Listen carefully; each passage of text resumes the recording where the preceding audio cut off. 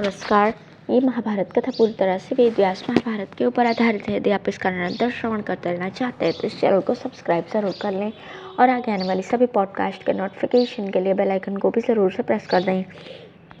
अब हम सुनेंगे वर्ण संकरों की उत्पत्ति तथा कृतक पुत्र का वर्णन।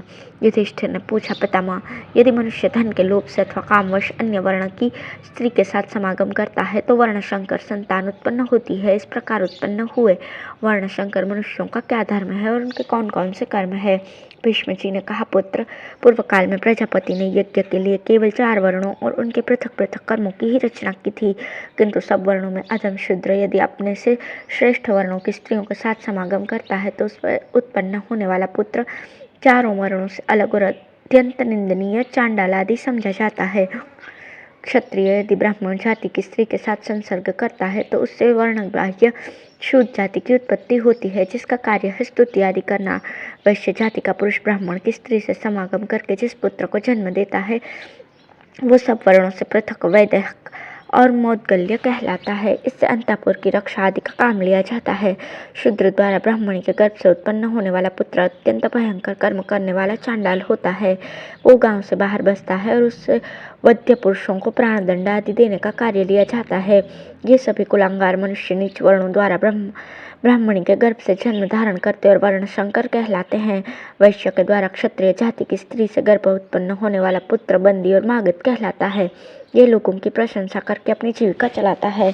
इसी प्रकार यदि शूद्र क्षत्रिय जाति की स्त्री के साथ समागम करता है तो उससे मछली मारने वाले निषाद जाति की उत्पत्ति होती है, और यदि वो वैश्य जाति की स्त्री से संसर्ग करता है तो अयोगव जाति का पुत्र उत्पन्न होता है, जो बढ़ई का कार्य करके जीविका चलाता है।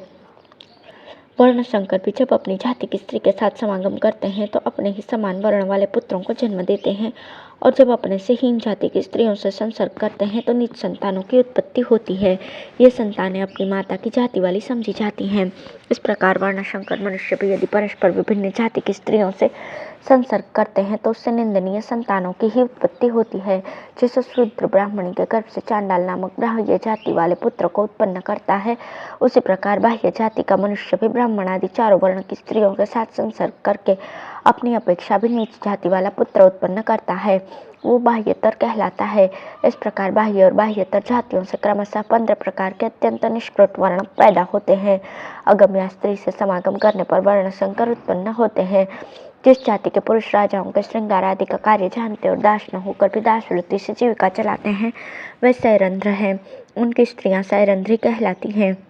मागध जाति की सैरंध्री स्त्री से यदि बाह्य जाति अयोगव पुरुष समागम करे तो उससे अयोगव जाति का सैरंध्र पुत्र उत्पन्न होता है। उसी मागधी सैरंध्री का यदि वैदेह जाति के पुरुष से संसर्ग हो तो मदिरा बनाने वाले मैरेयक नामक पुरुष की उत्पत्ति होती है। निषाद के वीर्य और मगध जातीय सैरंध्री के गर्भ से मदगुरु जाति का पुरुष उत्पन्न होता है, जिसे दास भी कहते हैं। वो नाव से अपनी जीविका चलाता है। चांडाल और मागधी सैरंध्री के संयोग से श्वपाक नाम से प्रसिद्ध अधम चांडाल की उत्पत्ति होती है। यह मुर्दों की रखवाली का कार्य करता है। इस प्रकार मगध जाति की सैरंध्री स्त्री अयोगव आदि 4 जातियों से समागम करके माया से जीविका चलाने वाले 4 प्रकार के क्रूर मनुष्यों को उत्पन्न करती है। अयोगव जाति की पापिनी स्त्री वैदेह जाति के पुरुष से समागम करके अत्यंत क्रूर मायाजीवी पुत्र उत्पन्न करती है। निषाद के संयोग से मद्रनाभ नामक जाति को जन्म देती है और चांडाल के संसर्ग से पुलकश जाति को उत्पन्न करती है। मद्रनाभ जाति के मनुष्य गधे की सवारी करते हैं और पुलकश जाति वाले मुर्दों पर चढ़े हुए कपड़े लेकर पहनते और फूटे हुए बर्तनों में भोजन करते हैं। इस प्रकार ये 3 नीच जाति की मनुष्य अयोगव की संतान है। निषाद जाति की स्त्री का यदि वैदेह जाति के पुरुष से संसर्ग हो तो क्षुद्र, अंध्र और करावर नामक चमारों की उत्पत्ति होती है। ये तीनों जातियां गांव के बाहर रहती हैं। चांडाल पुरुष और निषाद जाति की स्त्री के संयोग से पांडु शौपाक जाति का जन्म होता है। ये जाति बांस की डलिया आदि बनाकर जीविका चलाती है। वैदेह जाति की स्त्री के साथ निषाद का संपर्क होने पर अहिंडक और चांडाल का संसर्ग होने पर सौपाक की उत्पत्ति होती है। सौपाक और चांडालों की एक ही वृत्ति है। निषाद जाति की स्त्री में चांडाल के वीर्य से अंत्यवशायी नामक जाति का जन्म होता है। इस जाति के लोग सदा श्मशान में ही रहते हैं। निषाद आदि बाह्य जाति के लोग भी उन्हें अछूत समझते हैं। इस प्रकार माता पिता के वर्ण व्यतिक्रम से वर्ण संकर जातियाँ उत्पन्न होती है। उनमें से कुछ प्रकट होती हैं और कुछ गुप्त। इनके कर्मों से ही इनकी पहचान करनी चाहिए। शास्त्र में चारों वर्णों के ही धर्म का निश्चय किया गया है, औरों के नहीं।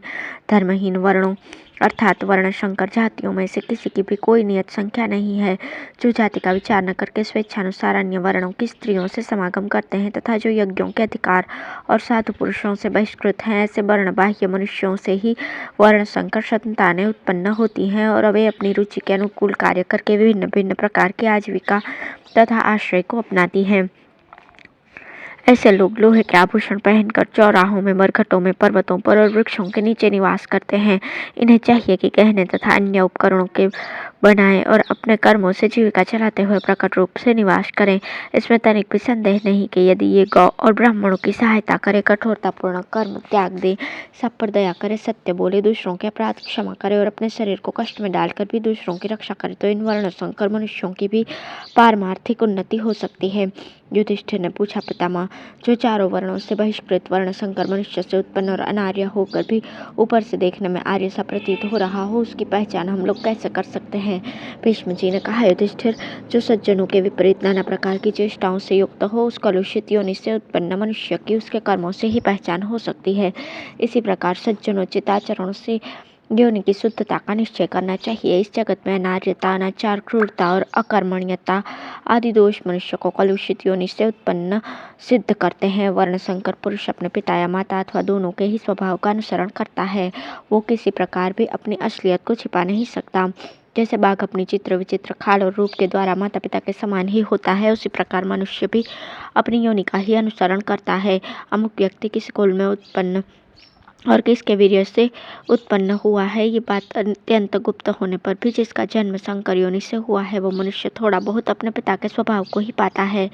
जो कृत्रिम मार्ग का आश्रय लेकर श्रेष्ठ पुरुषों के अनुरूप आचरण करता है, वो वास्तव में शुद्ध वर्ण का है या वह संकर वर्ण का, इसका निश्चय करते समय उसका स्वभाव ही सब कुछ बता देता है।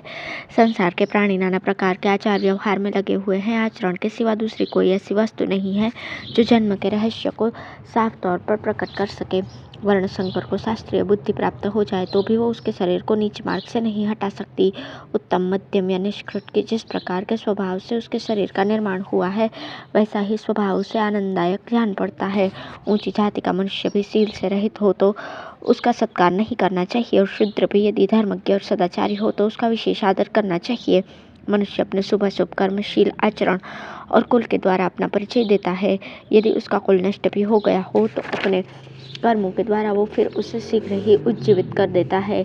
ऊपर जितनी संकीर्ण योनियां बतलाई गई हैं, उन सब में तथा अन्य नीच जातियों में विद्वान पुरुष को संतानोत्पत्ति नहीं करनी चाहिए, उनका सर्वथा परित्याग करना ही उचित है। युधिष्ठिर ने पूछा, पितामह, कृतक पुत्र कैसा होता है? भीष्म जी ने कहा, युधिष्ठिर, माता पिता ने जिसे रास्ते पर त्याग दिया हो और पता लगाने पर भी जिसके माता पिता का ज्ञान न हो सके, उस बालक का जो पालन करता है, उसी का वो कृतक पुत्र समझा जाता है। वर्तमान समय में जो उस अनाथ बच्चे का वारिस बनकर पोषण कर रहा हो, उस मनुष्य का वर्ण ही उस बालक का वर्ण होता है। युधिष्ठिर ने पूछा, पितामह, ऐसे लड़के का संस्कार किस प्रकार करना चाहिए तथा उसके साथ किस जाति की कन्या का विवाह करना चाहिए? भीष्म जी ने कहा, पुत्र, जिसको माता पिता ने त्याग दिया है वो अपने स्वामी पालक पिता के वर्ण को प्राप्त होता है, इसलिए उसके पालन करने वाले को चाहिए कि वो अपने ही वर्ण के अनुसार उसका संस्कार करे तथा अपनी जाति की कन्या से उसका विवाह कर दे। इस प्रकार ये सारी बातें मैंने तुम्हें सुनाई। अब और क्या सुनने की इच्छा रखते हो? धन्यवाद।